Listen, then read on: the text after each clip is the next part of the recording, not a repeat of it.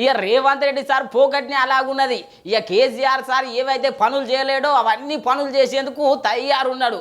ఇక మళ్ళొక కార్యం ముంగటేసుకున్నాడు, ఒకసారి చూసొద్దాం పండి.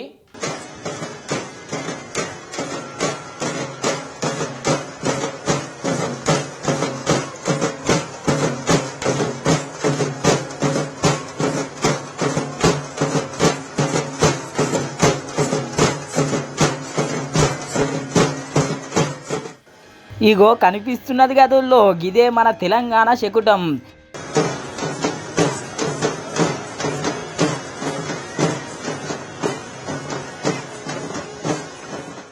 రేవంత్ రెడ్డి సార్ ఈసారి ఎట్లయినా తెలంగాణ శకుటం పెట్టాలని చెప్పి కంకణం కట్టుకున్నాడు.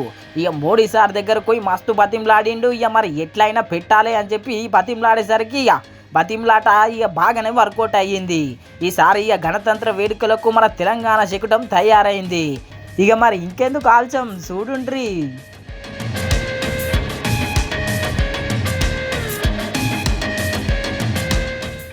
చూసిరు కదా మన తెలంగాణ సంస్కృతి అచ్చుగుద్దినట్టే లేదు. ఇక చూసిన వాళ్ళు అయితే మస్తు వేసిరు శకటాన్ని అనుకుంటున్నారు. ఇక అంతేకాదుల్లో మన తెలంగాణలో ఏమేమి ఉన్నాయి, ఏమేమి సంస్కృతి సంప్రదాయాలు ఉన్నాయి అన్నీ మొత్తం ఆడ కనిపించేటట్టు ప్రోగ్రాం ఉంటుందంట. ఈ వీడియో చూస్తుంటే జనవరి 26 తారీఖు ఎప్పుడు వస్తుంది, ఎప్పుడు మన శకటాన్ని చూసుకోవచ్చు అని చెప్పి ఇక మీరు మస్తు ఆనందపడుతున్నారు. ఇక నాకు కూడా మస్తు ఆనందం అవుతున్నది.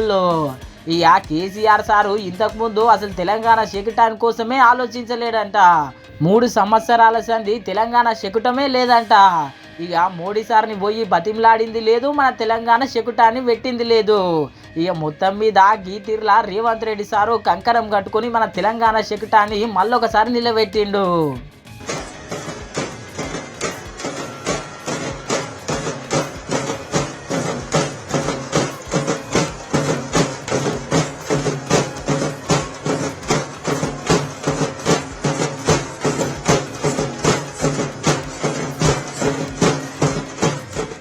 మన తెలంగాణ రాష్ట్ర శకుటం కోసం ఇగో ఈసారేమో మాట్లాడుతున్నాడు ఈనుండ్రి.